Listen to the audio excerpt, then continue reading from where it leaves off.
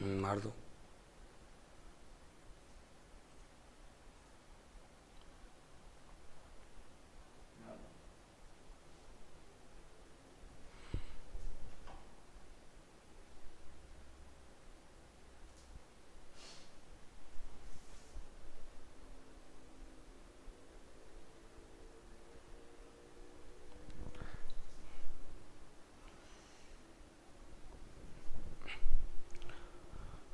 Good evening मेरे साथियों, स्वागत है आपका जबरदस्त तबाही के मंजर में। साथियों, करंट अफेयर्स 19 फरवरी 2021 के हम लोग पढ़ेंगे, उसके साथ साथ स्टैटिक जी के भी पढ़ेंगे। साथियों, जैसा कि सुबह आपको हमने बताया भी था कि थोड़ा सा टेक्निकल बहुत ज़्यादा इशू हो रहा था, कल से इशू हो रहा था, और कोशिश की गई है कि अब पूरे मामला पूरा फिट है, कोई दिक्कत नहीं है। ठीक है, तो साथियों सभी से मैं बताना चाहता हूं फटाफट जुड़ जाओ, क्योंकि बहुत ही जबरदस्त सेशन होने वाला है। विनय यादव, शिवानी, काजल, आरती, अजय, सोनू जाट, सुनील, रामशंकर, चंचला, मनमोहन, मंजू, मार्कराम, सभी बच्चों को बहुत सारा प्यार, नमस्कार, शुभ संध्या। साथियों, एक बार दबा के शेयर करना हो कि तो राघव सर आ गए हैं तो तुम भी आ जाओ। गुड इवनिंग भाई साहब। तो सबसे पहले तो मोटिवेशनल कोट्स पढ़ लेते हैं, क्योंकि देखो जिंदगी में सबसे ज्यादा जरूरी है क्या? हमेशा उत्साहित रहना, हमेशा जोश से भरे रहना। तुम मुझे देखते हो, अगर मैं कोई ऐसा दिन होगा कि किसी दिन अगर डाउन होऊंगा तो होऊंगा, बाकी 365 दिन में 364 दिन हमेशा जोश से भरा रहूंगा। याद कर लेना, जिंदगी में अगर रिस्क नहीं लिया तो कभी कुछ नहीं किया।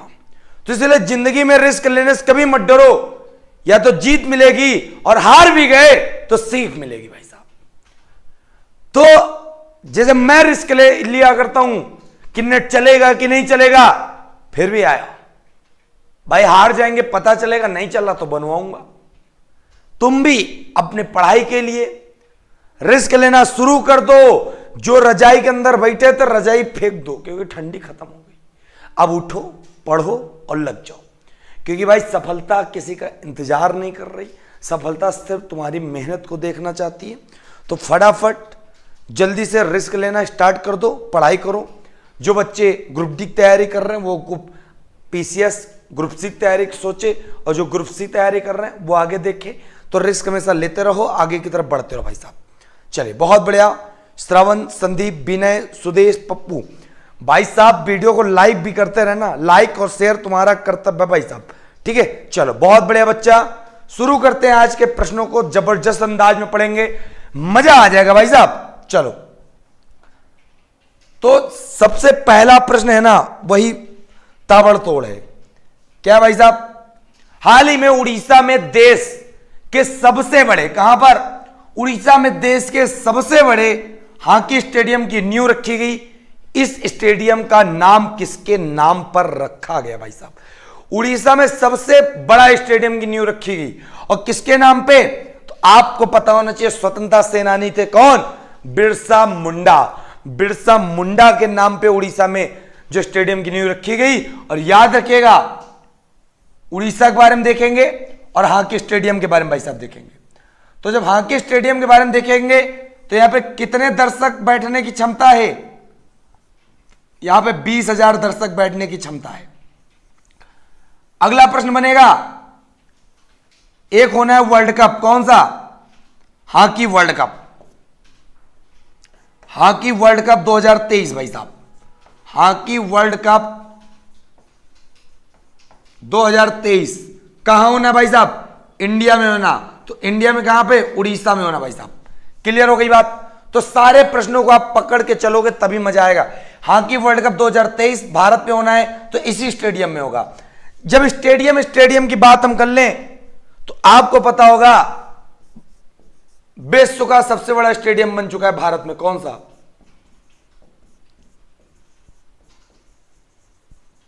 उसका नाम है मोटेरा। मोटेरा स्टेडियम। मोटेरा किसके लिए फेमस है? क्रिकेट। और मोटेरा को क्या कहते हैं? सरदार वल्लभ भाई पटेल स्टेडियम कहते हैं। सरदार वल्लभ भाई पटेल स्टेडियम कहते हैं किसको? तो भाई साहब मोटेरा को कहते हैं। क्लियर हो गई बात? यहां पे जब सरदार की बात आ गई तो हम पीछे कैसे हट जाएंगे।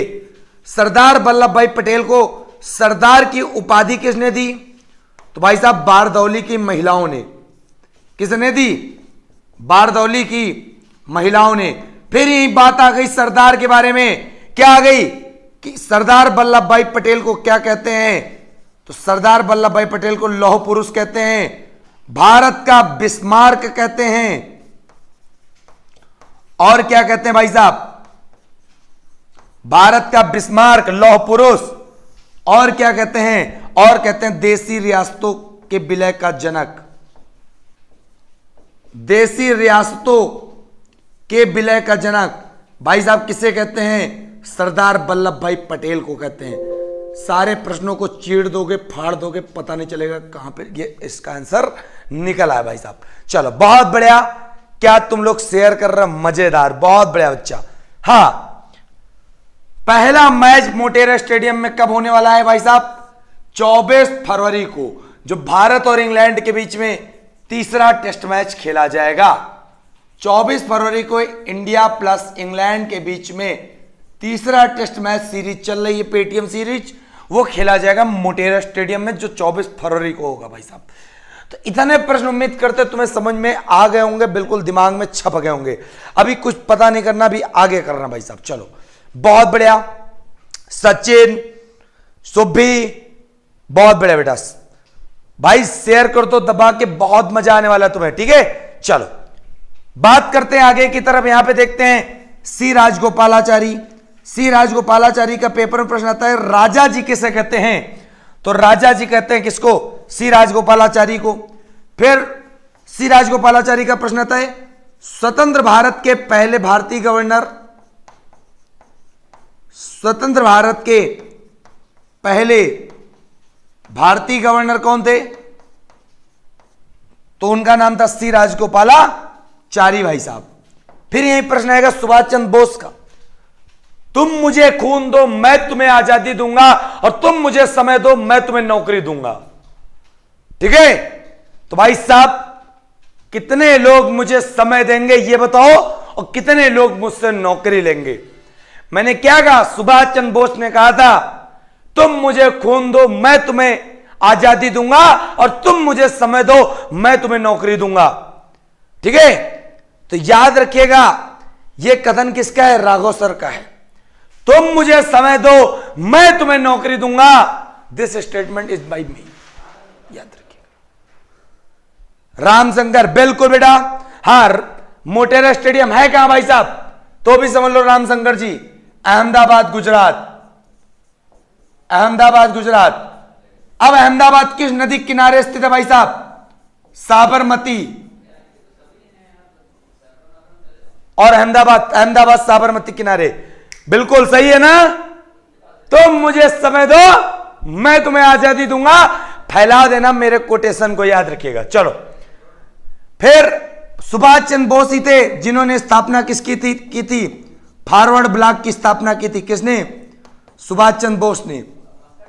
तो बिल्कुल अब स्क्रीनशॉट झमाक से लो और फटाफट स्टेटस पे लगा देना, क्योंकि पूरा का पूरा यहां पे क्या कर दे रहे हैं? ठोक दे रहे हैं। ठीक है भाई साहब। संदीप, सचिन, कृष्ण, सुरेश, क्या बात है, आज तो आनंद ही आनंद, मजा आ जाएगा भाई साहब। चलिए बहुत बढ़िया, मजा आ गई ना भाई साहब? कूच करते हैं हम लोग आगे की तरफ। पहले आगे की तरफ कूच तो करेंगे, बिरसा मुंडा के बारे में भी जान लेंगे थोड़ा सा। बिरसा मुंडा का पेपर में प्रश्न क्या आता है? एक मुंडा विद्रोह इन्होंने किया था। कब? 1899 और 1900 में। 1899 और 1900 के समय में इन्होंने क्या किया था? विद्रोह किया था। और कहां पर किया था? तो याद रखिएगा झारखंड। और झारखंड में कहां पर? तो याद रखिएगा बालक, छोटा नागपुर का पठार में इन्होंने विद्रोह किया था। किसने? बिरसा मुंडा ने भाई साहब। ठीक है, और बिरसा मुंडा ने अंग्रेजों के खिलाफ टैक्स, अंग्रेजों के लिए टैक्स एक प्रकार से साहूकार जितने थे, साहूकार और अंग्रेजों को टैक्स देना था, साहूकार को ऋण देना था, जो लिए थे लोन, उसको वापस करने से मना किया। किसने मना किया भाई साहब? बिरसा मुंडा साहब ने। क्लियर हो गई बात? चलो भाई साहब, बहुत अच्छे समझो, मजा आ जाएगा तुम्हें। अब जानते हैं उड़ीसा के बारे में। तो उड़ीसा के बारे में ऐसे ऐसे थोड़े जानेंगे, अच्छे जानेंगे भाई साहब, ठीक है। चलो उड़ीसा के बारे में भाई साहब, तो सबसे पहले जानेंगे उड़ीसा की राजधानी क्या है मेरे शेर। तो उड़ीसा की राजधानी बच्चा बच्चा बोलेगा भुवनेश्वर। क्या है? भुवनेश्वर। फिर बच्चा बच्चा बोलेगा भुवनेश्वर में कौन सा मंदिर स्थित है? लिंगराज मंदिर भाई साहब। लिंगराज मंदिर कहां पर है भाई साहब? भुवनेश्वर में। फिर यहीं पे याद रखना, क्या याद रखोगे? ये जो नरेंद्र मोदी जी द्वारा स्मार्ट सिटी कार्यक्रम चलाया गया, तो पहला स्मार्ट सिटी बनाने का कौन सा शहर स्मार्ट सिटी के अंतर्गत रखा गया? तो पहला रखा गया भुवनेश्वर। और लिंगराज मंदिर की स्थिति कहां पर है? भुवनेश्वर में भाई साहब, ठीक है। फिर आगे बात समझो बहुत जबरदस्त तरीके से। क्या समझोगे? उड़ीसा में स्थित है एक सन टेम्पल। सन टेम्पल मतलब सूर्य मंदिर। पूरे भारत का एकमात्र सूर्य मंदिर यही है, सन टेम्पल। कहां पर स्थित है भाई साहब? कोणार्क में। कहां पे? कोणार्क में। फिर यही प्रश्न आता है, क्या आता है? सन टेम्पल को और क्या कहते हैं? तो सन टेम्पल को और कहते हैं क्या? Black pagoda. Black pagoda. फिर यही प्रश्न आता है कि इस सन टेम्पल का निर्माण किसने करवाया भाई साहब? निर्माण किसने करवाया? तो भाई साहब याद रखिएगा, निर्माण और किसी ने नहीं करवाया, यह करवाया नरसिंह देव वर्मन प्रथम ने। नरसिंह देव वर्मन प्रथम ने करवाया। किसका निर्माण? सूर्य मंदिर का निर्माण करवाया। और नरसिंह देव वर्मन किस वंश से रिलेटेड है भाई साहब? तो याद रखिएगा, यह रिलेटेड है किससे? गंग वंश से। कौन से वंश से संबंधित है नरसिंह देव वर्मन? गंग वंश से संबंधित है। और सूर्य मंदिर स्थित कहां है? कोणार्क में। और ये कहां पर? नरसिंह देव वर्मन ने उसका निर्माण कराया। एक एक प्रश्न पढ़ोगे बिल्कुल चीड़ दोगे, फाड़ दोगे, मजा आ जाएगा भाई साहब। चलो, फिर आपको पता होना चाहिए उड़ीसा ही राज्य जहां पर रथ यात्रा निकाली जाती है, भगवान जगन्नाथ की यात्रा। भगवान जगन्नाथ की यात्रा। फिर उड़ीसा ही एक ऐसा राज्य है जहां से आपको सीएम याद करने पड़ेंगे, क्योंकि उड़ीसा पढ़ रहे हो। तो सीएम भाई साहब कौन है? सीएम का नाम है नवीन पटनायक। कौन है? नवीन पटनायक। तो भाई साहब बड़े अच्छे से पढ़ोगे, मजा आ जाएगा तुम्हें। नवीन पटनायक। फिर यही बात करोगे उड़ीसा के गवर्नर के बारे में। तो उड़ीसा के गवर्नर कौन है? तो उड़ीसा के गवर्नर है गणेशी लाल। गणेशी लाल उड़ीसा के गवर्नर है। और नवीन पटनायक क्या है? उड़ीसा के सीएम है भाई साहब, ठीक है। चलो भाई साहब, उड़ीसा के बारे में और देख लेते हैं हम लोग। यहां का एकमात्र शास्त्रीय नृत्य है, क्या है? उड़ीसी। उड़ीसी यहां का शास्त्रीय नृत्य है। और इसके प्रमुख कलाकार कौन है? तो जो पेपर में पूछा जाता है, इंद्राणी रहमान। इंद्राणी रहमान उड़ीसा के शास्त्रीय नृत्य उड़ीसी की प्रमुख कलाकार इंद्राणी रहमान भाई साहब। फिर यहीं पे अभी मिलोगे, अभी जाओगे कहां बच्चा? यहां पर स्थित है क्या? National park. कौन कौन नेशनल पार्क है? एक याद कर लो, नंदन कानन। Nandan Kanan national park. और दूसरा याद कर लो जिसका नाम है सिमलीपाल। क्या नाम है? सिमलीपाल। तीसरा याद कर लो भाई साहब, भितरकनिका। भितरकनिका। और ये वही भितरकनिका है जो कछुआ संरक्षण के लिए फेमस है। किसके लिए? कछुआ संरक्षण के लिए। एकमात्र भारत में जिसको बोलते हैं ओलिव रिडले। ओलिव रिडले जो फेमस है भारत में, एकमात्र राष्ट्रीय उद्यान भितरकनिका। ये तीनों उड़ीसा के क्या हो गए? नेशनल पार्क हो गए भाई साहब। और आपको पता होना चाहिए उड़ीसा में अच्छे से, यहां पर भी हाल ही में कोविड योद्धा स्मारक बनाया जाएगा। कोविड योद्धा स्मारक, जिसमें 108 लोगों की क्या हो गई थी, मृत्यु हो गई थी भाई साहब। अभी और याद कर लो उड़ीसा के बारे में भाई साहब। उड़ीसा में स्थित है क्या, चिल्का लेक, चिल्का लेक मतलब चिल्का झील। तो भाई साहब चिल्का झील क्यों फेमस है, भारत की सबसे तटीय पानी की, सबसे खारे पानी की तटीय झील, सबसे खारे पानी की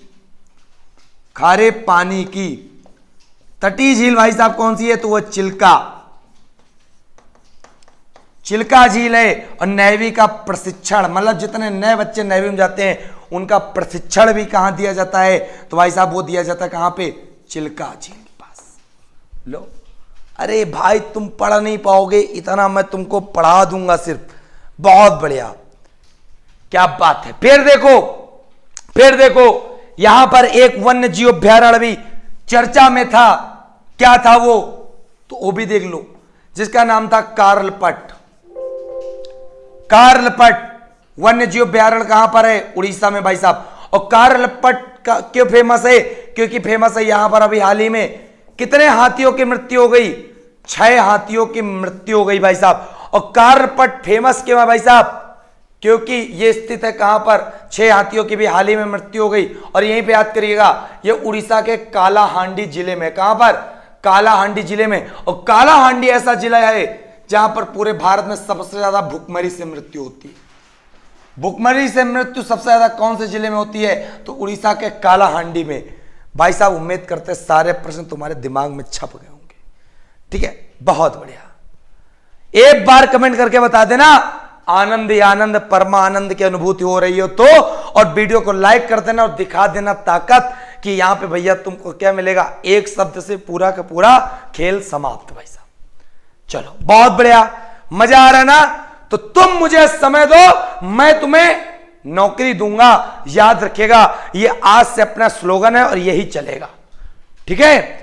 सुभाष चंद्र बोस की लाइन चलेगी, तुम मुझे खून दो मैं तुम्हें आजादी दूंगा। तो राघव सर का कहना है तुम मुझे समय दो मैं तुम्हें नौकरी दूंगा, याद रखिएगा। बहुत बढ़िया। रविकांत स्क्रीनशॉट लेना बच्चा, तो ले लो स्क्रीनशॉट जल्दी से। काहे परेशान हो मेरे बच्चों,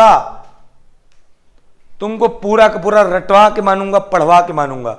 चलिए प्रभाकर जी कह रहे नदी बताओ, बात छेड़ोगे तो बात बचेगी कहां पे। तो भाई साहब उड़ीसा की प्रमुख नदी कौन सी है, तो बालक सभी याद कर लो, उड़ीसा की जो प्रमुख नदी है उसका नाम क्या है, महानदी। क्या है, महानदी। और महानदी पर एक बांध स्थित है जिसका नाम क्या है, हीराकुंड बांध। और हीराकुंड बांध भारत का सबसे लंबा बांध है भाई साहब। क्या है, सबसे लंबा बांध है। और महानदी पर एक परियोजना स्थित है जिसका नाम क्या है, टिकरा पारा परियोजना। टिकरा पारा परियोजना। और एक चीज और याद रखिएगा, खोपड़ी में कहा लगाते हो नहाने के बाद, तेल है ना, तेल लगाते हो ना, तो याद रखिएगा महानदी की एक पूछी जाती है ट्रिब्यूटरी, जिसको कहते हैं सहायक नदी बताओ। तो भाई साहब सहायक नदी सबको पता होना चाहिए, किसे कहते हैं, तेल नदी को। तेल नदी किसकी नदी है, महानदी की तेल नदी, सहायक नदी भाई साहब। चलो बहुत मजा आया सबको ना भाई साहब, बहुत मजा आया। चलो बहुत बढ़िया बच्चा, तुम लोग दबा के शेयर कर रहे हो, बस यही तुमसे एक रिक्वेस्ट नहीं आशा है, ठीक है। चलो भाई साहब, चलो मेरे शेर, बात करते हैं आगे की तरफ। अगला प्रश्न बहुत प्यारा प्रश्न है, तो देख लेते हैं। हाल ही में किस भारतीय को, मतलब किस भारतीय को ऑक्सफोर्ड यूनिवर्सिटी स्टूडेंट यूनियन का अध्यक्ष चुना गया। जैसे इस कॉलेज में चुनाव नहीं होते हैं कि भैया हेड हम बनेंगे भाई साहब, वो चुनाव में ऑक्सफोर्ड यूनिवर्सिटी कहां पे स्थित है भाई साहब, ये स्थित है लंदन में स्थित है भाई साहब। कहां पे, लंदन में। और इस यूनिवर्सिटी का स्टूडेंट यूनियन का, छात्र संघ का अध्यक्ष कौन बना, तो याद रखिएगा रश्मि सामंत बनी है। कौन बनी है, रश्मि सामंत बनी है भाई साहब, याद रखिएगा। और लंदन किस नदी किनारे स्थित है, तो लंदन बाबूजी किस नदी किनारे स्थित है, टेम्स नदी किनारे स्थित है। कौन से, टेम्स नदी। फिर भाई साहब आपको पता होना चाहिए लंदन में एक हेडक्वार्टर स्थित है, क्या नाम है उसका, amnesty international. Amnesty international. Amnesty international का मुख्यालय कहाँ स्थित है भाई साहब? तो याद कर लेना, एमनेस्टी इंटरनेशनल का मुख्यालय जो स्थित है वो कहाँ पे स्थित है? लंदन में। और एमनेस्टी इंटरनेशनल क्या है भाई साहब? एक प्रकार से पूरे विश्व के लोगों के लिए मानवाधिकारों की रक्षा करता है। कौन? एमनेस्टी इंटरनेशनल भाई साहब। क्लियर हो गई बात? चलिए फिर भाई साहब क्या पढ़ोगे आप? ऑक्सफोर्ड यूनिवर्सिटी जो छात्र संघ की नेता बनाई गई रश्मि सावंत, और यहीं पे याद रखोगे ऑक्सफोर्ड यूनिवर्सिटी हर बार शब्द एक घोषित करती है जिसको कहते हैं Oxford university world of the year. तो Oxford world of the year जो 2019 था, ऑक्सफोर्ड दो वर्ल्ड ऑफ 2019 था जिसका नाम था क्लाइमेट इमरजेंसी। क्लाइमेट इमरजेंसी भाई साहब। फिर यहीं पे याद रखोगे, क्या याद रखोगे भाई साहब? ऑक्सफोर्ड एक तो शब्द अपना देती इंग्लिश में, हिंदी में भी ये शब्द देती है। तो हिंदी में इसका Oxford world of year Hindi 2019 का शब्द क्या था? तो उस शब्द का नाम था बाबूजी संविधान। क्या था? संविधान। फिर ऑक्सफोर्ड वर्ल्ड ऑफ ईयर 2020 का हिंदी का वर्ड क्या था? तो 2020 का था आत्मनिर्भरता भाई साहब। क्या था? आत्मनिर्भरता। सारे के सारे बिल्कुल जड़ से हिला के रख दोगे तुम्हें मजा आ जाएगा, हम गारंटी दे रहे हैं। चलो बहुत बढ़िया, मजा आ रहा ना? अभिषेक उच्च संस्थान आपके चैनल को बहुत ऊपर लेकर जाना है, इसमें हम पूरी सहायता करेंगे। थैंक यू उच्च शिक्षा संस्थान जी, आप इसे उच्च शिक्षा संस्थान बनवाएंगे, पक्का बनवाएंगे। चलो भाई साहब बहुत बढ़िया, मजा आ रहा ना तुम्हें? तो ऑक्सफोर्ड यूनिवर्सिटी छात्र संघ की मुखिया नेता रश्मि सावंत। तो भाई साहब देखो बहुत ही जबरदस्त अंदाज में बैटिंग होगी स्टैटिक जीके में, जिसका ना कोई तोड़ है ना जोड़ है, सिर्फ क्या है नौकरी पाने का यहां पे तरीका है भाई साहब। चलो कुछ मुख्यालय लिखे गए हैं, उनके मुख्यालय के क्या लिखे गए? हेडक्वार्टर लिखे गए, मतलब कुछ संगठन है जहां पे उनके मुख्यालय भाई साहब हैं। तो मुख्यालय याद कर लेना, बहुत बढ़िया। चलिए तो सबसे पहले तो देखो गैट का मुख्यालय कहां है भाई साहब? जिनेवा। और गैट पड़ता कहां पर भाई साहब? गैट पड़ता है स्विट्जरलैंड। कहां पड़ता है? स्विट्जरलैंड में। और गैट का सबसे बड़ा शहर कौन सा है? बिग सिटी तो है जिनेवा स्विट्जरलैंड का। और स्विट्जरलैंड की राजधानी क्या है? स्विट्जरलैंड की राजधानी है बर्न। क्लियर? गैट के बारे में देख लेते भाई साहब। सबसे पहले तो प्रश्न आता है गैट का full form, general agreement tariff and trade, ये गैट का हो गया फुल फॉर्म। फिर प्रश्न आता है गैट का स्थापना कब हुई भाई साहब? गैट की स्थापना हुई 1 जनवरी 1948 को भाई साहब। फिर गैट के स्थान पे ही बाद में दूसरा संगठन बना, उसका क्या नाम था? उसका नाम दूसरे संगठन का क्या था? गैट का स्थान जो बाद में ले लेता जाके, उसका नाम है WTO। और WTO मतलब वर्ल्ड ट्रेड ऑर्गेनाइजेशन, विश्व व्यापार संगठन। वर्ल्ड ट्रेड ऑर्गेनाइजेशन, विश्व व्यापार संगठन भाई साहब। और विश्व व्यापार संगठन का भी मुख्यालय कहां पर भाई साहब? वो है जिनेवा। तो गैट से WTO बनता कब है? वो 1 जनवरी 1948, ये बनता है 1 जनवरी 1995 भाई साहब। 1 जनवरी 1995। क्लियर? चलो भाई साहब पूछ रहे क्लास किस टाइम होती है? सर क्लास बेटा डेली सुबह 6:15 पे होती है। आज सुबह इंटरनेट का इशू था, तभी सब बच्चों से कहा गया था कि शाम को आप इंतजार करिएगा। 6:15 पे हम लोग शाम को current affairs plus static GK आज हम लोग कंटिन्यू कर लेंगे। चलो तो उम्मीद करते गैट का समझ में आ गया होगा। अभी तो एमनेस्टी इंटरनेशनल बताया लंदन किनारे स्थित है, लंदन में इसका मुख्यालय स्थित है और टेम्स नदी किनारे है। फिर एशियाई विकास bank ADB, Asian development bank का मुख्यालय कहां पे? मनीला। अब भाई साहब मनीला की बात आ जाती है, तो मनीला किसकी कैपिटल है? तो मनीला भाई साहब किसकी कैपिटल है? फिलीपींस की। मनीला कैपिटल किसकी है? फिलीपींस के बाबूजी। ठीक, और यहीं पे प्रश्न याद रखिएगा, मनीला ही है जहां पर अंतरराष्ट्रीय चावल अनुसंधान केंद्र स्थित है। अंतरराष्ट्रीय चावल अनुसंधान केंद्र कहां पर है भाई साहब? अंतरराष्ट्रीय चावल अनुसंधान केंद्र, यह कहां पर है? तो आप सबको पता होना चाहिए कहां पर है? मनीला में, जो फिलीपींस की कैपिटल है भाई साहब। चलो भाई साहब, फिर आगे बात करो बहुत अच्छे से। जब अंतरराष्ट्रीय चावल अनुसंधान पता है तो राष्ट्रीय चावल अनुसंधान कहां पर है? कटक। तो कटक में आप लगा सकते हो राष्ट्रीय चावल अनुसंधान। राष्ट्रीय चावल अनुसंधान केंद्र कहां पर है? कटक। कटक किस नदी किनारे है? कटक महानदी किनारे है। और कटक में स्टेडियम है बाराबती स्टेडियम। और बाराबती स्टेडियम किसके लिए फेमस है?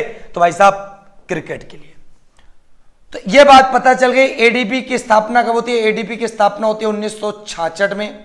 और एडीबी में कुल कितने मेंबर हैं? एडीबी में मेंबर हैं 67 देश हैं। फिर भाई साहब नाटो।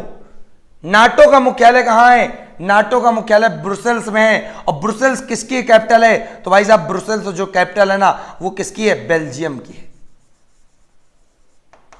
किसकी है? बेल्जियम की कैपिटल है क्या? ब्रुसेल्स। और नाटो का फुल फॉर्म पेपर में एक बार नहीं 1000 बार पूछा गया, बहुत अच्छे से पूछा गया। नॉर्थ अटलांटिक ट्रीटी ऑर्गेनाइजेशन, उत्तरी अटलांटिक शांति संगठन, ये नाटो का फुल फॉर्म है भाई साहब। फिर यही प्रश्न आता है, नाटो की स्थापना कब होती है? तो नाटो की स्थापना होती है 1949 में भाई साहब। ठीक, तो नाटो का मुख्यालय ब्रुसेल, जो बेल्जियम की कैपिटल है। फिर अगला है रेड क्रॉस। रेड क्रॉस का मुख्यालय कहां पर है? जिनेवा। तो यहीं पर रेड क्रॉस जो पेपर में आता है, रेड क्रॉस दिवस कब मनाते हैं? तो रेड क्रॉस दिवस मनाते हैं 8 मई को। फिर प्रश्न आता है, रेड क्रॉस की स्थापना कब होती है? 1863 में होती है भाई साहब। और किसके द्वारा की जाती है? तो आपको पता होगा, हेनरी डुएंट के द्वारा। हेनरी डुएंट जो व्यक्ति का नाम है, वही रेड क्रॉस की क्या करते हैं? स्थापना करते हैं भाई साहब, हेनरी डुएंट। क्लियर? उम्मीद करते हैं मजा आ गया। गोपाल जी एडीबी का फुल फॉर्म बता दो। अरे भाई साहब एशियाई विकास बैंक लिखा है, यहां पे लिख लो Asian development bank. Asian development bank. ठीक, ये एडीबी का फुल फॉर्म हो गया। नाटो का बता दिया, रेड क्रॉस का बता दिया। बचा क्या? बचा भाई साहब सार्क। सार्क बचा है, तो वो भी समझ लो बिल्कुल जबरदस्त अंदाज में। क्या समझोगे? सार्क का मुख्यालय क्या है? South Asian association regional for regional cooperation. For regional cooperation भाई साहब। ठीक, south Asian association for regional cooperation, ये सार्क का क्या है? ये सार्क का मुख्यालय है। और सार्क के बारे में सबको पता होना चाहिए, सार्क का मुख्यालय कहां पर है? काठमांडू में। और सार्क की पहली बैठक कहां होती है? तो सार्क की पहली बैठक 1985 में होती। कहां पर? तो याद रखिएगा ढाका। बांग्लादेश की राजधानी क्या है? ढाका है भाई साहब, वहां पर बैठक होती है। ठीक, चलो बहुत बढ़िया भाई। लाइक शेयर में कोई कमी मत करना अगर तुम्हें सच में समझ में आ रहा हो, वरना ना बताना। ठीक, तुम्हें अगर समझ में आ रहा हो ले लो स्क्रीनशॉट, जबरदस्त अंदाज। ठीक है, जबरदस्त अंदाज में आप स्क्रीनशॉट ले लो फटाक से। देखते हैं कितने बालक को अच्छे समझ में आ रहा है। चलो, सार्क में कितने देश हैं तो अभी वो भी बताऊंगा मैं। पहले आप इसको स्क्रीनशॉट ले लो, फिर आगे बताता हूं सार्क में कितने देश हैं और कौन कौन से देश हैं। जल्दी से स्क्रीनशॉट ले लो फटाक से, एक भी प्रश्न तुमसे बचने ना पाए, सारे प्रश्न तुम्हारे गुलाम हो जाए भाई साहब। चलो, उम्मीद करते सभी बच्चों को मजा आ रहा होगा। बहुत बढ़िया बच्चों। अरे भाई साहब वीडियो को शेयर नहीं करोगे क्या? लाइक शेयर तो करते रहो ना। चलो, तो उम्मीद करते हैं आपने स्क्रीनशॉट इसका ले लिया होगा। चलो अब इसका हम क्या कर देते हैं, इसको पूरा का पूरा हम लोग रब कर देते हैं। यहां पे आती बात किसकी, सार्क की। सार्क में कितने देश हैं, 8 देश हैं। वो 8 देश आपको कैसे याद करने हैं, तो याद कर लो, MBBS पीना, MBBS पीना। एम से क्या बना, एम से बना भाई साहब मालदीव, ठीक। बी से क्या बना, बी से बना भाई साहब भूटान। फिर इस बी से क्या बना, दूसरे बी से बना बांग्लादेश। एस से क्या बना, श्रीलंका। पी से क्या बना, पाकिस्तान। और आई से क्या बना, इंडिया। और एन से क्या बना, एन से बना भाई साहब नेपाल। और ए से क्या बना, ए से बना भाई साहब अफगानिस्तान।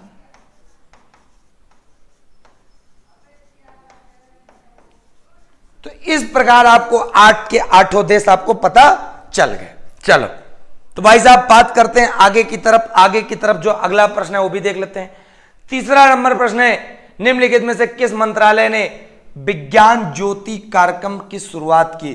तो विज्ञान ज्योति कार्यक्रम की शुरुआत याद रखिएगा, विज्ञान और प्रौद्योगिकी विभाग ने चालू किया। कौन से कार्यक्रम की शुरुआत, विज्ञान ज्योति कार्यक्रम की शुरुआत। चलो भाई साहब बात कर लेते हैं बहुत ही जबरदस्त अंदाज में संसद। संसद पढ़ लेते हैं बहुत ही बढ़िया तरीके से। एक तरफ लिखे हुए क्या, एक तरफ लिखे हुए देश और दूसरे तरफ लिखे हुए क्या, याद रखिएगा संसद के नाम। उम्मीद करते हैं सभी बच्चों को दिख भी रहा होगा जबरदस्त अंदाज में, बहुत बढ़िया है ना। एक तरफ देश और दूसरी तरफ संसद के नाम। तो सबसे पहले हम लोग देखते हैं भारत। भारत में संसद को क्या कहते हैं, भारत में संसद को संसद ही कहते हैं। भारत में संसद को संसद ही कहते हैं। मिस्र, मिस्र में क्या कहते हैं, तो मिस्र में कहते हैं पीपुल्स असेंबली। क्या कहते हैं, पीपुल्स असेंबली कहते हैं। फिर ब्राजील, ब्राजील में क्या कहते हैं, नेशनल कांग्रेस। फिर केन्या, केन्या में नेशनल असेंबली। और सिंगापुर और श्रीलंका में, ये तो भारत के साथ मिल रहा जाके, यहां पर भी क्या बोलते हैं, संसद कहते हैं भाई साहब। फिर ऑस्ट्रिया, ऑस्ट्रिया में संसद ऑस्ट्रिया चीसे। बुल्गारिया में नरोंदो सुब्रानिये। म्यांमार, म्यांमार में कहते हैं Pyithu Hluttaw. Indonesia people's consultative assembly. फिर भाई साहब ग्रीस, ग्रीस में डेपुटीज के चैम्बर। पैराग्वे में सीनेट और डिप्यूटीज के चैम्बर। फिर भाई साहब सऊदी अरब मजलिस अल सूरा। वियतनाम में नेशनल असेंबली। तो सारी की सारी संसद तो तुम्हें पता है, तो याद रखिएगा बहुत अच्छे से। एक चीज और, क्या याद रखोगे, सभी देशों की राजधानियां। भारत की राजधानी क्या है, तो भारत की राजधानी तुम सबको पता भाई साहब, न्यू दिल्ली, ठीक। फिर आगे देखना, मिस्र, मिस्र की राजधानी क्या है, मिस्र की है काहिरा। फिर ब्राजील, ब्राजील की क्या है भाई साहब, तो ब्राजील के ब्राजीलिया, ब्राजीलिया। फिर केन्या, केन्या की क्या है, केन्या के नैरोबी। फिर भाई साहब सिंगापुर, सिंगापुर सिटी केवल लगा दो, सिंगापुर के आगे सिटी लगा दो, सिंगापुर की राजधानी बन जाएगी। श्रीलंका की एम जयवर्धनेपुरा, एम जयवर्धनेपुरा श्रीलंका राजधानी। ऑस्ट्रिया की राजधानी, ऑस्ट्रिया की राजधानी वियना, वियना। फिर बुल्गारिया, बुल्गारिया की राजधानी सोफिया, सोफिया। फिर म्यांमार की, म्यांमार की नायपैती, नायपैती। फिर भाई साहब इंडोनेशिया, इंडोनेशिया की राजधानी जकार्ता। फिर भाई साहब ग्रीस, ग्रीस की राजधानी एथेंस। फिर पैराग्वे, पैराग्वे की राजधानी असंसियान। फिर भाई साहब सऊदी अरब, और सऊदी अरब के आपको पता है क्या है, दुबई। संयुक्त अरब अमीरात की अबू धाबी। वियतनाम की हनोई। तो भाई साहब साथ में पूरे पूरे 14 देशों को आपको क्या याद हो गई? 14 देशों पूरा का पूरा याद हो गया क्या? ये मान लो राजधानी भी याद हो गई। चलो बिल्कुल। अब भाई साहब बात करते हैं आगे की तरफ। आगे की तरफ अगला प्रश्न है, निम्नलिखित में से कौन सा राज्य केंद्र शासित प्रदेश है जिसने क्या किया है भाई साहब? जिसने 28 फरवरी तक कोविड मुक्त बनने के लिए एक अभियान शुरू किया है। उस केंद्र शासित प्रदेश का नाम क्या है? तो उस केंद्र शासित प्रदेश का नाम है पुडुचेरी। क्या नाम है? पुडुचेरी भाई साहब। क्लियर? अब भाई साहब बहुत ध्यान समझो, भारत में 8 केंद्र शासित प्रदेश है। कितने? 8 केंद्र शासित प्रदेश में केवल 2 ऐसी जगह हैं, एक दिल्ली और एक पुडुचेरी,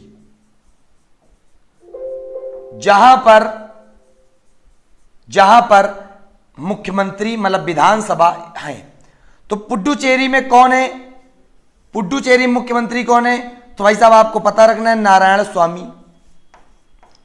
नारायण स्वामी कहां पे सीएम है? तो पुडुचेरी में। फिर पुडुचेरी के जो गवर्नर थी जिनका नाम था अभी हाल ही में किरण बेदी, जिनको रामनाथ कोविंद जो राष्ट्रपति हैं उन्होंने इनको हटा दिया। तो याद रखिएगा गवर्नर का पद किस अनुच्छेद में होता है? तो गवर्नर का पद 153 में होता है भाई साहब, 153 में। फिर यह याद रखिएगा किरण बेदी को जब हटा दिया गया तो यहां का अतिरिक्त कार्यभार किस गवर्नर को दिया गया? तो अतिरिक्त कार्यभार दिया गया किसको? सौंदरराजन को।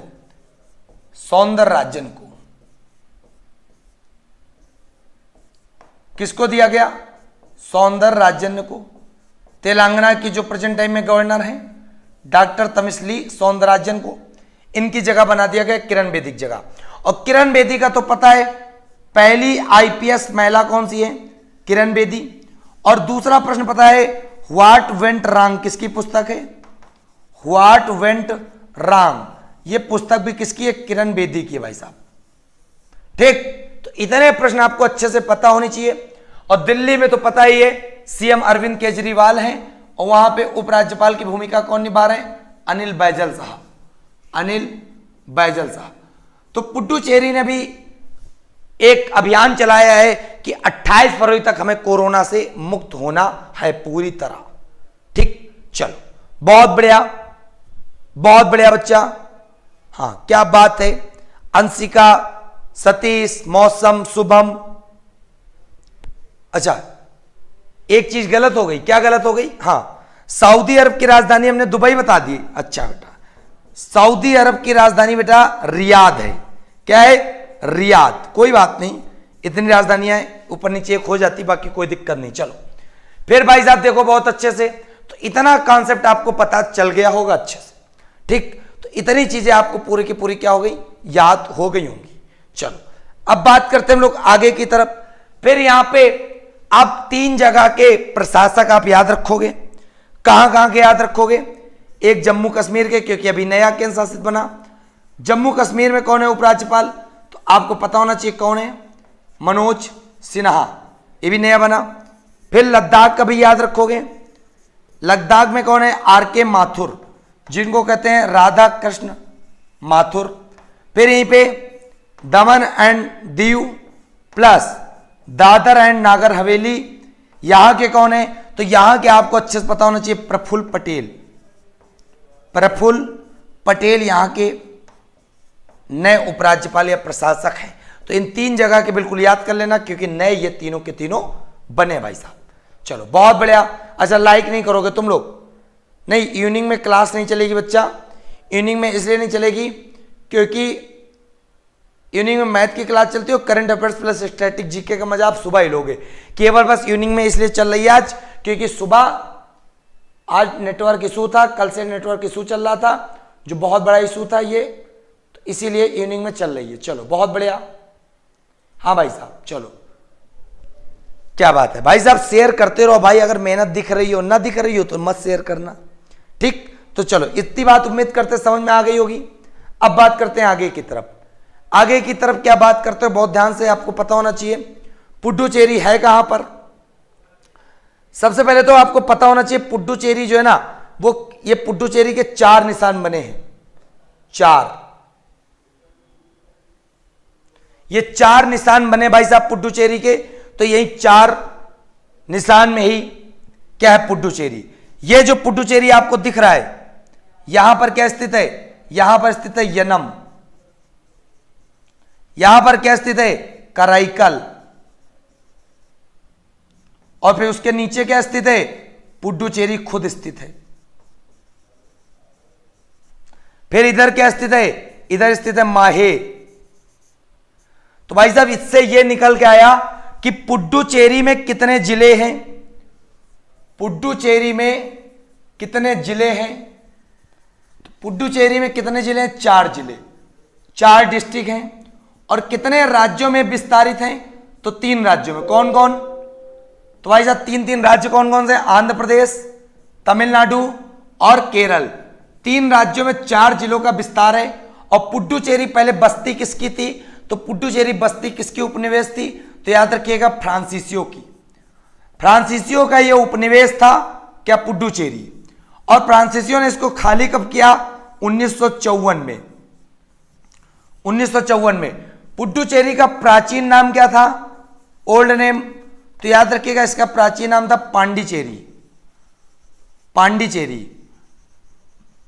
जब राज्यों का पुनर्गठन हुआ बाद में 2006 में पांडिचेरी से इसका नाम बदल के क्या पड़ा, पुडुचेरी पड़ा। क्लियर हो गई भाई बात साहब, चलो बहुत बढ़िया। हाँ, मॉर्निंग में क्लास सुबह 6:15 पे रहेगी अंशिका जी। चलिए क्लियर हो गई बात, चलो बहुत बढ़िया बच्चा। लाइक ठोक दो भाई अगर तुम्हें लग रहा हो मेहनत हो रही है यहां पे, ठीक है। चलो भाई साहब पुडुचेरी के बारे में आपको पता चल गया, अच्छे से विस्तार भी आपने कर लिया। फिर देखो बहुत अच्छे से क्या देखोगे, अगला प्रश्न देखोगे, निम्नलिखित में से कौन सा टैंक प्रधानमंत्री नरेंद्र मोदी द्वारा भारतीय सेना को सौंपा गया। भारतीय सेना को कौन सा टैंक नरेंद्र मोदी जी ने क्या किया, सौंपा है। और क्यों सौंपा भाई साहब, रक्षा क्षेत्र में भारतीय सेना को सौंपा गया। सबसे पहला तो प्रश्न याद रखिएगा, उस टैंक का नाम क्या है, उस टैंक का नाम है Arjun main battle tank MK1, Arjun main battle tank MK1। और यह टैंक कहां पर सौंपा गया भारतीय सेना को, तो नरेंद्र मोदी ने चेन्नई में सौंपा, चेन्नई में भारतीय सेना को यह टैंक सौंपा भाई साहब। और क्या उद्देश्य है इसका, तो उद्देश्य ये सौंपने का यह है रक्षा क्षेत्र में आत्मनिर्भरता के लिए, रक्षा क्षेत्र में आत्मनिर्भरता के लिए।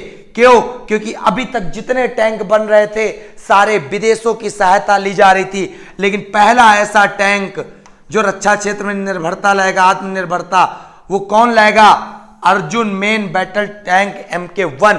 क्यों, क्योंकि भारत में निर्मित पहला स्वदेशी युद्धक टैंक कौन सा है, यही है भाई साहब। तो इसके बारे में याद रखिएगा, प्रथम स्वदेशी निर्मित युद्धक टैंक कौन सा भाई साहब, वो है Arjun main battle tank MK1A। Clear, प्रथम स्वदेशी निर्मित युद्धक टैंक। और ये टैंक बनाया किसने भाई साहब, ये टैंक बनाया DRDO ने। किसने बनाया, DRDO ने। फिर यहीं पे प्रश्न बन जाता है, क्या बन जाता है, DRDO की स्थापना कब हुई भाई साहब, तो DRDO की स्थापना हुई 1958 में। फिर प्रश्न बन जाता है DRDO का मुख्यालय कहां पर, DRDO मुख्यालय न्यू दिल्ली। फिर प्रश्न बन जाता है DRDO के प्रमुख कौन है, DRDO के प्रमुख है जी सतीश रेड्डी। फिर अगला प्रश्न बन जाता है DRDO का फुल फॉर्म क्या है, तो याद रखिएगा डिफेंस रिसर्च डेवलपमेंट ऑर्गेनाइजेशन। इसका मतलब क्या हुआ, तो याद रखिएगा रक्षा अनुसंधान विकास संगठन। ये DRDO का फुल फॉर्म है भाई साहब, रक्षा अनुसंधान विकास संगठन, ठीक है। और इस टैंक में याद रखिएगा, इस टैंक के साथ साथ भारतीय सेना को टोटल 118 युद्धक टैंक क्या होंगे, सौंपे जाएंगे। कितने टैंक, 118 युद्धक टैंक सौंपे जाएंगे। और यहां पे याद रखिएगा Arjun main battle tank MK1 में इसमें 120 mm कैलिबर राइफल का प्रयोग होगा। किसका प्रयोग होगा, कैलिबर राइफल टैंक का प्रयोग होगा।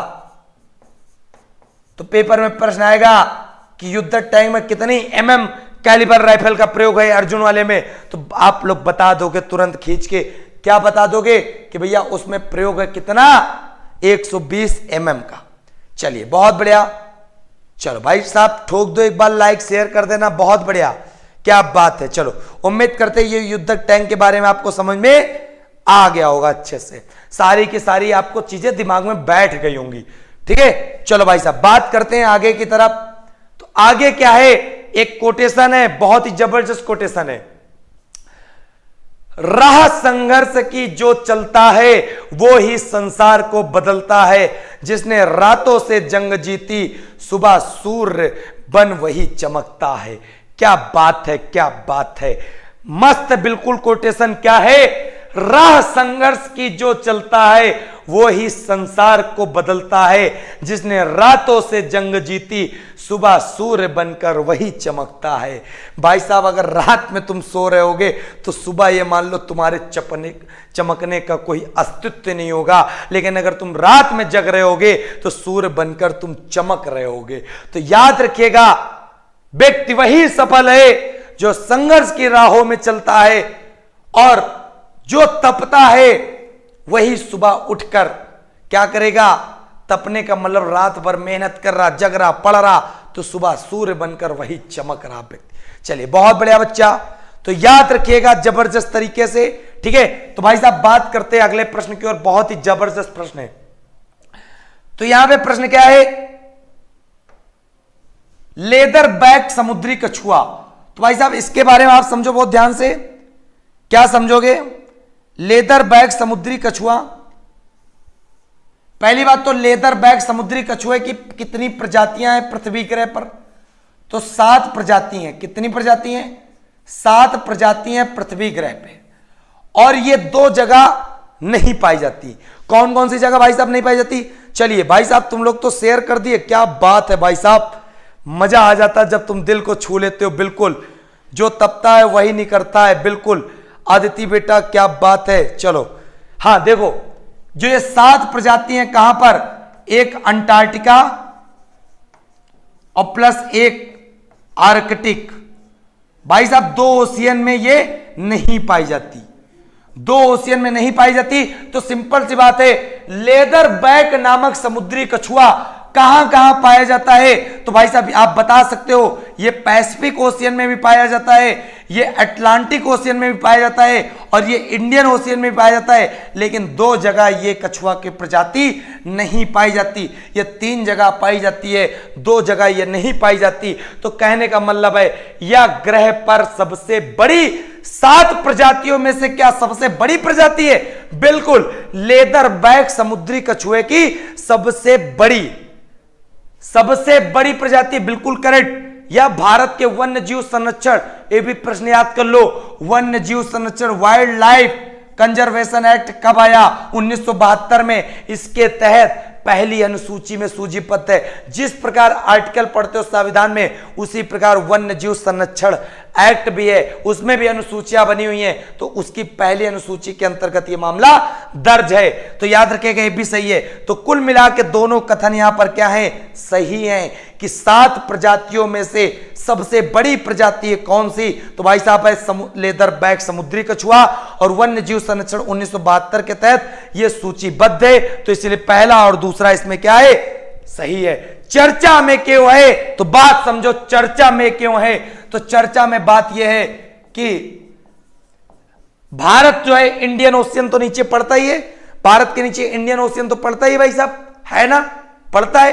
तो भाई साहब वहां पे पड़ता है अंडमान निकोबार।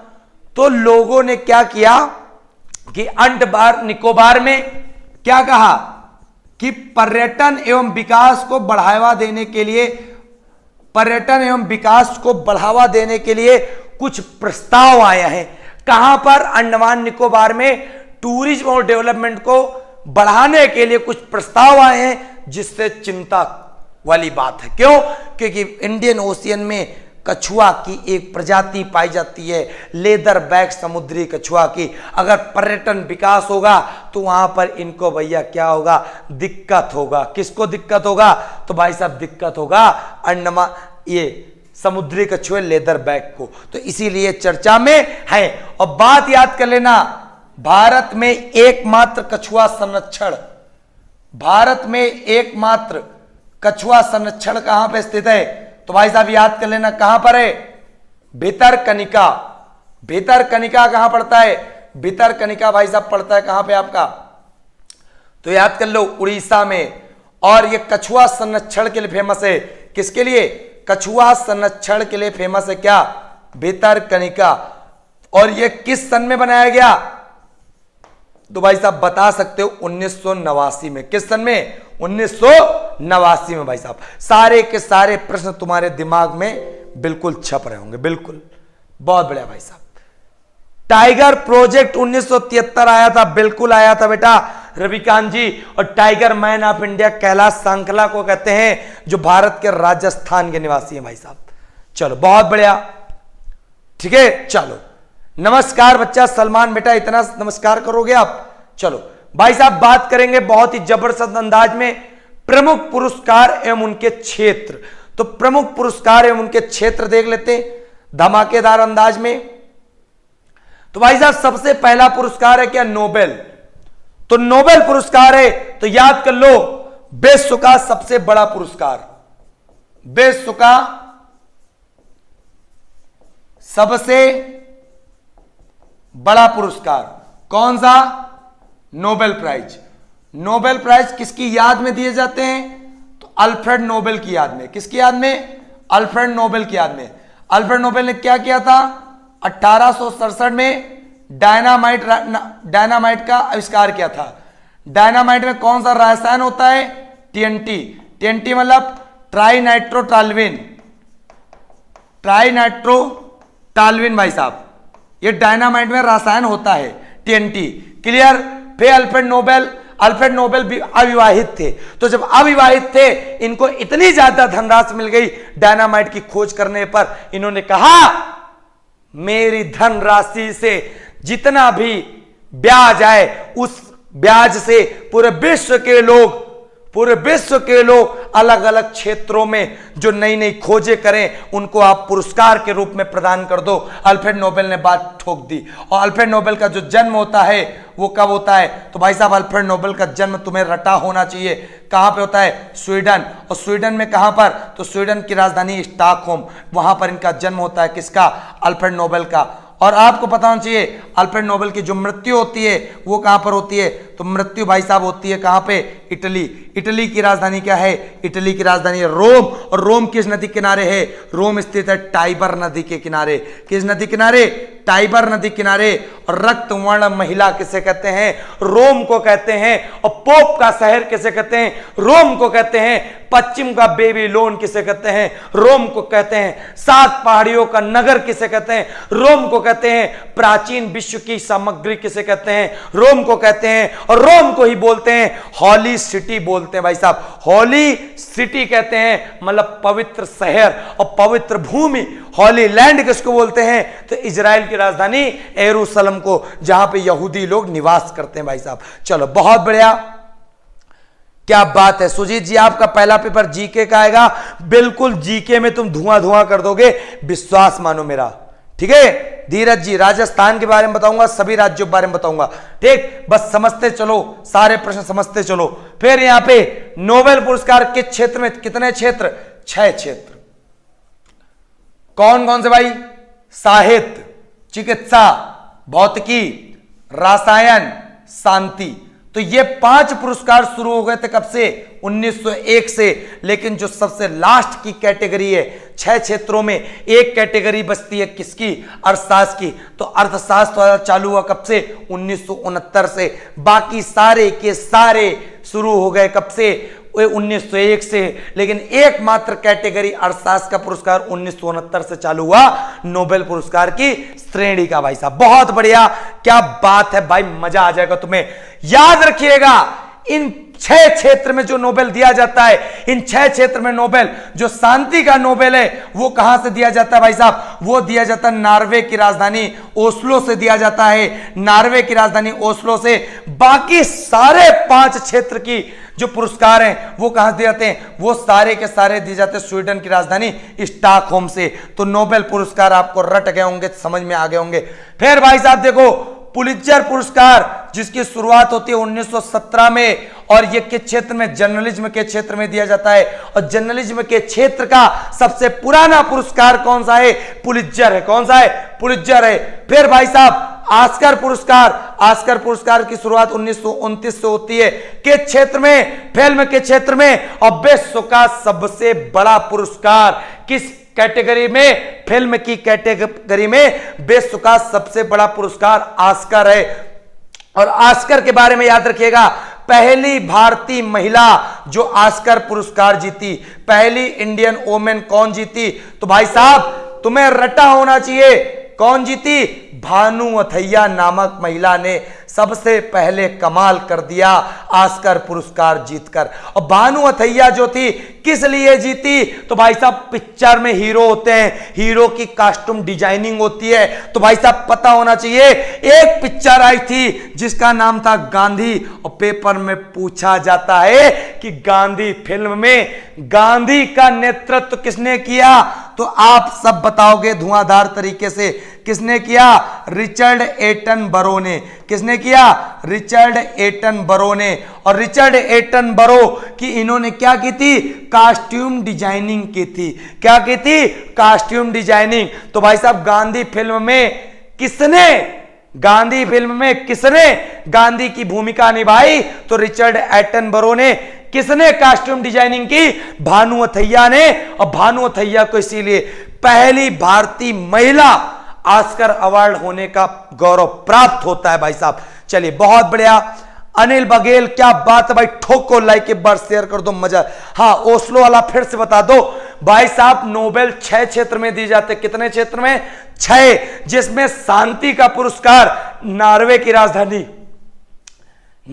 राजधानी ओस्लो से, बाकी 5 क्षेत्र के पुरस्कार स्टॉकहोम से प्रदान किए जाते हैं। मतलब ओस्लो की सरकार से सिर्फ शांति का पुरस्कार, बाकी सारे स्वीडन की राजधानी स्टॉकहोम से। भाई साहब ठीक है, क्लियर कर दिया। चलो अब बात समझो बहुत ध्यान से। कलिंग पुरस्कार पेपर में आता है किस सन में? विज्ञान के क्षेत्र में दिया जाता है। मान बुकर साहित्य के क्षेत्र में। ग्रैमी अवार्ड संगीत के क्षेत्र में। तो पेपर में प्रश्न बन जाता है पहले ग्रैमी जीतने वाले व्यक्ति का नाम बताओ भारत में। तो पंडित रविशंकर। और पंडित रविशंकर का संबंध किससे है? पंडित रविशंकर का संबंध सितार से। भाई साहब किससे है? सितार से है। सारे पुरस्कार की क्या कर देंगे? आग लगा देंगे, लंका लगा देंगे। बहुत बढ़िया। अमित खालसा नाम ले लिया भाई साहब। आग देखो फिर है भारत रत्न। जिस प्रकार विश्व का सबसे बड़ा पुरस्कार नोबेल, उसी प्रकार 1954 में भारत में सबसे बड़ा पुरस्कार भारत रत्न चालू किया गया, जो कला, साहित्य, विज्ञान, जनसेवा में दिया जाता है। और पहले पाने वाले भारत रत्न व्यक्ति कौन कौन से थे? तो पहले भारत रत्न पाने वाले व्यक्ति थे जिनका नाम था क्या? सर्वपल्ली राधाकृष्णन। सर्वपल्ली राधाकृष्णन। फिर उसके बाद नाम था वेंकट रमन रामकृष्णन। फिर नाम था सी राजगोपालाचारी। लेकिन तीनों के तीनों ऑप्शन आ जाए तो तुम ठोक देगे सर्वपल्ली राधाकृष्णन, जो भारत के पहले उपराष्ट्रपति थे। भाई साहब चलो इतनी बात क्लियर हो गई। फिर दादा साहब फाल्के पुरस्कार की शुरुआत कब होती है? 1969 से। कहां पर? फिल्म के क्षेत्र में। और सबसे पहले कौन पाया दादा साहब फाल्के? तो याद कर लो, देविका रानी रोरिक पाई थी पहली बार। फिर ज्ञानपीठ की शुरुआत कब होती है? 1965 से। किस क्षेत्र में? साहित्य में। और साहित्य में जी शंकर कुरूप पहले व्यक्ति हैं जिनको ज्ञानपीठ से नवाजा गया। रमन मैग्सेसे पत्रकारिता से। और रमन मैग्सेसे की शुरुआत होती है कब से? 1958 से। जो फिलीपींस के तीसरे राष्ट्रपति थे रमन मैग्सेसे, उनके नाम पे चालू हुआ रमन मैग्सेसे 1958। पत्रकारिता का क्षेत्र था भाई साहब। मजा आ गया? क्या बात है, क्या बात है भाई साहब। चलो उम्मीद करते हैं आनंद ही आनंद, परमानंद की अनुभूति लेते हैं। बहुत बढ़िया बालक। विकास पांडे कह रहे पहले राज्यसभा के सभापति कौन? तो सर्वपल्ली राधाकृष्णन। मैं बताता हूं विकास को आर्टिकल 64 और 89 के तहत कि भैया राज्यसभा का पदेन सभापति कौन होता है? उपराष्ट्रपति होता है। एक एक प्रश्न में कराऊंगा मैं तुम्हारा। चलो बहुत बढ़िया बच्चा। चलो भाई साहब अगले प्रश्न की ओर बात कर लेते हैं। बहुत ही जबरा प्रश्न है। क्या प्रश्न है तो देख लो जबरदस्त तरीके से, जबरदस्त तरीके से। अगला प्रश्न क्या है? उपन्यास the terrible horrible very bad good news. क्या बात है। The terrible horrible very bad good news किसके द्वारा लिखा गया? तो मेघना पंत के द्वारा लिखा गया। किसके द्वारा? मेघना पंत के द्वारा लिखा गया। और अप्रैल 2021 में लॉन्च होगा। यह उपन्यास है मेघना पंत का। और मेघना पंत का क्या हुआ था? पहला उपन्यास क्या था? One and a half wife. क्या बात है, क्या बात है। सारे मेरे बालकों को तो मजा आ गई होगी। एक और आधी पत्नी, ये किसका पहला उपन्यास था? एक और आधी पत्नी, ये था किसका? मेघना पंत का पहला उपन्यास था। और किस सन में मेघना पंत ने इसको लिखा था? तो 2012 में लिखा था। और अब 2021 जो अप्रैल में आएगा, the terrible horrible very bad good news. तो भाई साहब ये अप्रैल 2021 में आएगा। तो इस प्रकार ये उपन्यास भी पता चल गया। क्या पता चल गया? किसके द्वारा लिखी गई। चलिए बहुत बढ़िया। विकास पांडे क्लास कितने समय होती है? आज फर्स्ट क्लास है, मजा आ गई। क्लास बेटा सुबह 6:15 पे होती है। कब होती है? सुबह 6:15 पे होती है। आज क्लास चल रही है, क्या चल रही है? शाम को, क्योंकि सुबह आज टेक्निकल इशू था। चलो भाई साहब इतनी बात समझ में आ गई। तो यहां पे देखो परीक्षा में किताबों की ताकत। क्या बात है। परीक्षा में किताबों की ताकत। तो कितनी ताकत है तो तुम भी देख लो भाई साहब कितनी ताकत है। जबरदस्त अंदाज में तुमको पढ़ना है। सारी की सारी पेपर में छपती हैं। सबसे पहले महादेवी वर्मा की पुस्तक का नाम क्या है? यामा। एक एक प्रश्न रटवाऊंगा, चाहे हिंदी भी यहीं पे रिलेट कर दूंगा भाई साहब। पुस्तकें तो तुमको रटवा के मानूंगा। V S Naipaul area of darkness. V S Naipaul की क्या है? एरिया ऑफ डार्कनेस है। और वीएस नायपाल की याद रखिएगा एक पुस्तक है जिसको कहते हैं हाफ अ लाइफ। जिंदगी जो है आधी है भाई साहब, हाफ अ लाइफ। फिर अगला क्या है? अगला बेटा विशाख दत्त की पुस्तक का नाम क्या है? मुद्रा राक्षस। क्या है? मुद्रा राक्षस। फिर भाई साहब पाणिनि की पुस्तक का नाम क्या है? अष्टाध्यायी। 8 अध्यायों में जिन्होंने पढ़ दिया मतलब पाणिनि ने। फिर भारत के पहले उपराष्ट्रपति राधाकृष्णन, जिनका जन्म 5 सितंबर को मनाते हैं राष्ट्रीय शिक्षक दिवस। और विश्व शिक्षक मनाते हैं 5 अक्टूबर को। राधाकृष्णन की पुस्तक का नाम है इंडियन फिलॉसफी। क्या नाम है? Indian philosophy. फिर है भाई साहब विज्ञानेश्वर की पुस्तक का नाम क्या है? मिताक्षरा। क्या है? मिताक्षरा विज्ञानेश्वर की भाई साहब। कल्लड़ की पुस्तक का नाम क्या है? राजतरंगिणी। पेपर में प्रश्न आता बहुत प्यारा, कल्लड़ ने कौन सी पुस्तक में कश्मीर के इतिहास को बताया? तो कश्मीर के इतिहास को किसमें बताया गया? तो भाई साहब वो बताया गया किसमें? राजतरंगिणी में। फिर पेपर में प्रश्न आता है कश्मीर का अकबर किसे कहते हैं? तो कश्मीर का अकबर किसे कहते हैं? तो कहते हैं जैनुल अबादीन को। किसको कहते हैं? जैनुल अबादीन कश्मीर का अकबर कहलाता है। और कल्लड़ द्वारा रचित पुस्तक जिसका नाम है राजतरंगिणी, जिसमें क्या लिखा गया है? जिसमें लिखा गया है कश्मीर का इतिहास। फिर अगली पुस्तक है चाणक्य की पुस्तक का नाम है अर्थशास्त्र। और ये वो अर्थशास्त्र नहीं है बालक कि इसमें आप पैसे रुपये के बारे में पढ़ोगे। इस अर्थशास्त्र का संबंध पता किससे? इस अर्थशास्त्र का संबंध राजनीति से भाई साहब। किससे है? राजनीति से। और ये वही चाणक्य जिसका नाम क्या क्या है? तो याद रखिएगा जिसका नाम कौटिल्य भी है। कौटिल्य किसका नाम है? भाई साहब चाणक्य का है। और यही चाणक्य है, जिसका अन्य नाम विष्णुगुप्त भी है। क्या है? विष्णुगुप्त। तो इस प्रकार चाणक्य के सारे नाम तुमको पता चल गए और यहीं पे याद कर लेना। क्या याद कर लेना? चाणक्य के अर्थशास्त्र की तुलना, चाणक्य के अर्थशास्त्र की तुलना विश्व में किस पुस्तक से की गई है? तो एक पुस्तक है जिसका नाम है द प्रिंस। और द प्रिंस पुस्तक किसके द्वारा लिखी गई? तो द प्रिंस पुस्तक लिखी गई किसके द्वारा? मैकियावेली के द्वारा। मैकियावेली के द्वारा क्या लिखी गई है? द प्रिंस पुस्तक लिखी गई है। याद कर लेना बालक, मैकियावेली की द प्रिंस से तुलना की गई है चाणक्य के अर्थशास्त्र की। क्लियर बात? चलो बहुत बढ़िया, ठीक। चलो आगे, कालिदास की पुस्तक का नाम क्या है? और ये चंद्रगुप्त मौर्य के दरबार के क्या थे? प्रधानमंत्री थे। कौन? चाणक्य। कालिदास की पुस्तक नाम है कुमार संभवम रघुवंशम अभिज्ञान संकुंतलम। ये किसकी पुस्तक का नाम है? कालिदास की। चलो भाई साहब बात करते हैं अगले प्रश्न की, बहुत जबरदस्त। निम्नलिखित में से किस सरकार ने लकड़ी के खिलौने, स्थानीय कलाकृतियों, हस्तशिल्प को बढ़ावा देने के लिए फ्लिपकार्ट के साथ समझौता ज्ञापन पर हस्ताक्षर किया है? तो आप सबको पता होना चाहिए कौन सी सरकार है भाई साहब? महाराष्ट्र सरकार है। कौन सी है? महाराष्ट्र सरकार है। और महाराष्ट्र सरकार के जो सीएम और गवर्नर, सीएम का नाम क्या है? उद्धव ठाकरे। क्या नाम है? उद्धव ठाकरे। कहां के सीएम है? तो भाई साहब वो है महाराष्ट्र के सीएम है। और यहीं पे याद कर लीजिएगा गवर्नर कौन है? तो गवर्नर भाई साहब याद कर लो, भगत सिंह कोश्यारी। भगत सिंह कोश्यारी क्या है? यहाँ के गवर्नर है। कहां के? महाराष्ट्र सरकार के।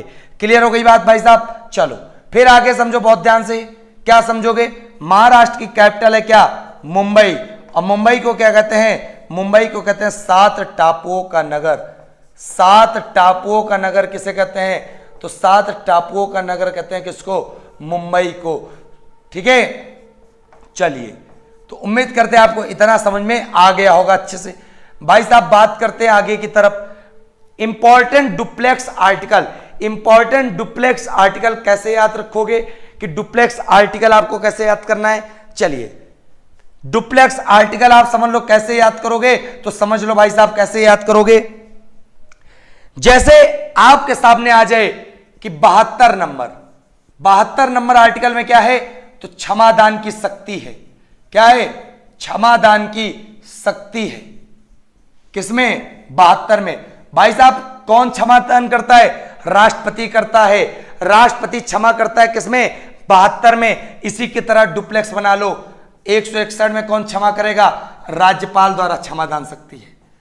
राज्यपाल द्वारा क्षमादान शक्ति किसमें भाई साहब? 161 में। तो आर्टिकल 161 किसका डुप्लेक्स है? 72 का। तो याद कर लेना देश में कौन क्षमा करता है? तो राष्ट्रपति। किस अनुच्छेद के तहत? 72 के तहत। और राज्यपाल 161 के तहत क्षमा करता है। भाई साहब सारे के सारे प्रश्न उड़ा के फेंकोगे। फिर आगे बात समझो, फिर आगे बात समझो वो ध्यान से। 76 नंबर यहां आर्टिकल लिखोगे। 76 में क्या है? भारत का प्रथम महान्यायाधीश पद है, जिसको कहते हैं भारत का महान्यायाधीश पद है, जो भारत सरकार का प्रथम विधि अधिकारी कहलाता है। और इसके पैरेलल क्या कर लो? 165 कर लो, जहां पर राज्यों में क्या होता है? महाधिवक्ता। और महाधिवक्ता को हम लोग क्या बोलते हैं? तो महाधिवक्ता को हम लोग बोलते हैं क्या? Advocate general. एडवोकेट जनरल किसको कहते हैं? महाधिवक्ता को कहते हैं भाई साहब। और यहीं पे अटॉर्नी जनरल किसको बोलते हैं? अटॉर्नी जनरल बोलते हैं किसको? महान्यायवादी को। क्लियर? तो अटॉर्नी जनरल पता चल गए और एडवोकेट जनरल पता चल गए। और याद रखिएगा देश का प्रथम विधि अधिकारी कौन? महान्यायवादी। और राज्य का प्रथम विधि अधिकारी कौन? तो भाई साहब महाधिवक्ता। चलो बिल्कुल नहीं बेटा, राज्यपाल फांसी की सजा माफ नहीं कर सकता, बाकी सारे काम कर सकता है। फिर याद कर लो राष्ट्रपति द्वारा अध्यादेश।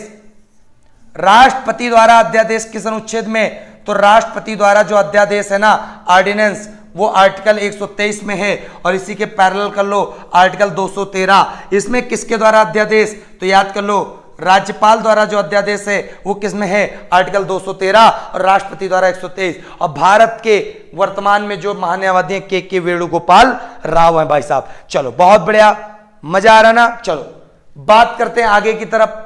आगे की तरफ बात करते हैं। अगला प्रश्न क्या है? निम्नलिखित में से कौन गूगल मैप्स का विकल्प होगा? भाई साहब भारत में एक गूगल मैप्स का विकल्प है, बन गया है। क्या नाम है? तो आपको पता होना चाहिए गूगल मैप्स की जगह क्या आ रहा है, तो याद रखिएगा भुवन। ये आपको लोकेशन बताएगा, यह आपको लोकेशन बताएगा। लेकिन यहां पे प्रश्न याद रखना, गूगल शब्द का प्रयोग हुआ है, तो गूगल के सीईओ कौन है? तो गूगल के सीईओ हैं सुंदर पिचई। क्या नाम है? सुंदर पिचई। गूगल किसके द्वारा खोजा गया था? तो 1998 में। किसके द्वारा? तो याद रखिएगा लैरी पेज और सर्जे बिन के द्वारा। और सर्जे बिन के द्वारा खोजा गया क्या? गूगल। ठीक है, 1998 में सर्जे बिन तथा लैरी पेज के द्वारा। और सीईओ कौन है? सीईओ सुंदर पिचई साहब है भाई साहब। क्लियर? चलिए, उम्मीद करते भुवन वाला क्लियर हो गया। अब मैं यही पे बताऊं, गूगल की पूछा जाएगा पेरेंट कंपनी कौन सी है? तो पेरेंट कंपनी भाई साहब गूगल की कौन है? तो याद कर लो अल्फाबेट है। क्या नाम है? अल्फाबेट है।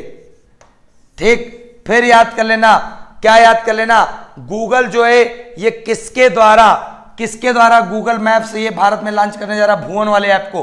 तो याद कर लीजिए क्या, इसमें इसरो प्लस मैप माई इंडिया दो लोग मिलके भुवन ऐप को संचालित करने जा रहे हैं, जो गूगल मैप्स का पूरी तरह काम करेगा। अभी तक गूगल मैप्स विदेश का था, लेकिन यहां पर क्या है? यहां पर है भैया, आपको पता होना चाहिए कि अब ये देश में भी चलेगा। चलो बहुत बढ़िया।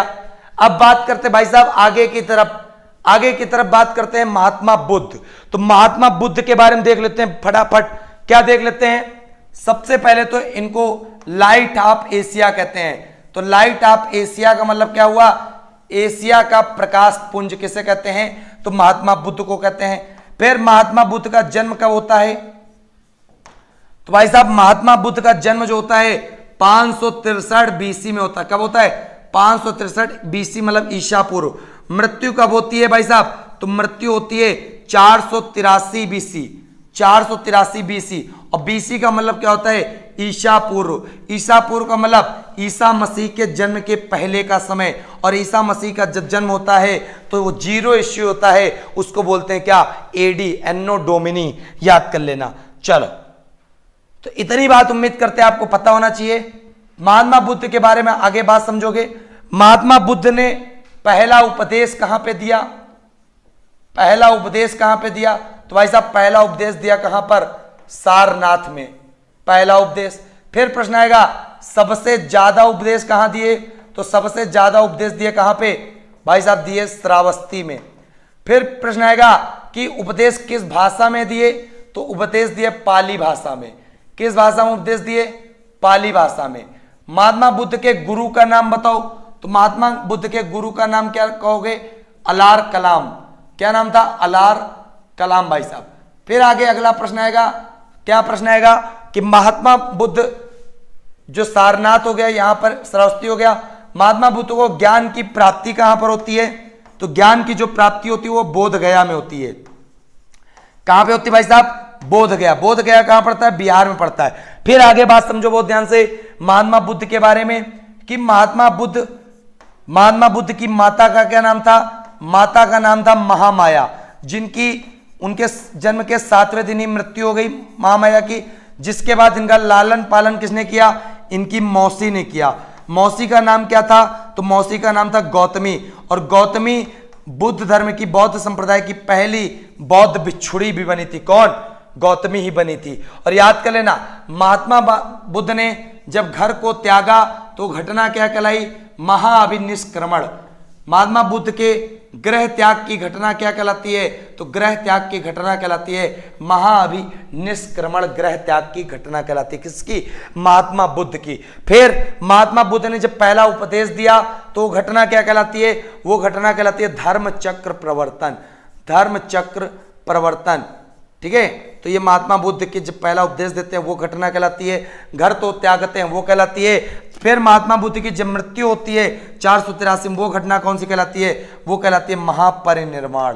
क्या कहलाती है? महापरिनिर्वाण। तो 3 प्रमुख घटनाएं याद कर लेना। जन्म से रिलेटेड कौन है? तो पहले घर त्यागने से रिलेटेड कौन है? महाअभिनिष्क्रमण। फिर उपदेश देने से पहले धर्मचक्र प्रवर्तन, तथा तथा मृत्यु से संबंधित कौन सी है? महापरिनिर्वाण है भाई साहब। भाई साहब देखो, लाइक शेयर में कोई कमी मत करना अगर तुम्हें लगता हो कि मास्टर दिल से मेहनत करता है, ठीक। तो ये महात्मा बुद्ध के बारे में भी समझ गए। फिर भाई साहब अगला प्रश्न देखो, व्हाट्सएप की तर्ज पर राष्ट्रीय सूचना विज्ञान केंद्र द्वारा शुरू किए गए ऐप का नाम क्या है? तो भाई साहब ये भी ऐप भारत में आ गया व्हाट्सएप की तर्ज पे, ठीक है। चलिए बहुत बढ़िया। हाँ क्या है? तो भाई साहब याद कर लो, संदेश। क्या नाम है? संदेश, याद कर लेना। क्लियर है भाई साहब? चलो उम्मीद करते हैं आपको ये भी प्रश्न क्लियर हो गया कि व्हाट्सएप में चलो अब आ गया वंदे मातरम। देखो लवकेश जी जान गए थे कि सारे प्रश्न समाप्त हो गए, तो वंदे मातरम अपना आने वाला है। तो वंदे मातरम भाई साहब आ गया है। हाँ नेट इशू सही हो गया है। और सभी साथियों मैं बताना चाहता हूं, करंट अफेयर्स की क्लास 6:15 सुबह चलती है। कितने बजे? 6:15 सुबह चलती है। तो कल सुबह 20 फरवरी 2021 6:15 पर जुड़ना बिल्कुल भी मत भूलें, तबाही बिल्कुल मचेगी कल सुबह 6:15 पे, ठीक है। और सभी साथियों से मैं बता देना चाहता हूं, अभी रात में 8:30 बजे मैथ की क्लास चलने जा रही है।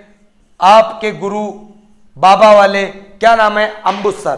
तो अंबुज सर क्लास लेने जा रहे हैं, बिल्कुल। चलिए तो उम्मीद करते हैं, हाँ सपना जी आप स्टडी पाई ऐप को डाउनलोड कर लीजिए, ठीक है। चलिए बहुत बढ़िया। और जिन बच्चों ने अभी भी क्या नहीं स्टडी पाई ऐप को अगर नहीं इंस्टॉल किया है, तो मैं उनको बताना चाहता हूं, क्या बताना चाहता हूं कि मात्र जो प्राचीन इतिहास चल रहा है, प्राचीन इतिहास आपका कौन से एप्लीकेशन पे चल रहा है? तो प्राचीन इतिहास चल रहा है स्टडी पाई पर। स्टडी पाई, गूगल प्ले स्टोर से स्टडी पाई एप्लीकेशन डाउनलोड करो, जहां पे प्राचीन इतिहास बिल्कुल पेड कोर्स जो था 999 का, वो मात्र मिल रहा कितने रुपए में? वो मिल रहा है 30 रुपए में, केवल इंटरनेट चार्ज, मतलब ऐप पे पढ़ने के लिए पढ़ रहा है आपका, बाकी कुछ नहीं पढ़ रहा है, ठीक है। चलिए बहुत बढ़िया, चलिए बहुत बढ़िया। उम्मीद करते मजा आ गया होगा। लवकेश जी बिल्कुल, आर्य ट्रिक सेंटर, विकास पांडे। चलिए अमित खालसा आर्टिकल सीक्वेंस में कराओ। चलो बच्चा, हाँ चलो बहुत बढ़िया, सारे कोर्सेज हैं, बहुत बढ़िया बच्चा। हाँ उसमें बेटा याद कर लेना, क्या याद कर लेना कि स्टडी पाई पे प्राचीन इतिहास मात्र 30 रुपए में बिल्कुल आपका क्या हो जाएगा? आसान हो जाएगा, और सारी चीजें आपको क्या हो जाएंगी? तैयार हो जाएंगी। तो भाई साहब मिलते हैं कल सुबह 6:15 पे। तब तक के लिए जय हिंद, जय भारत, वंदे मातरम।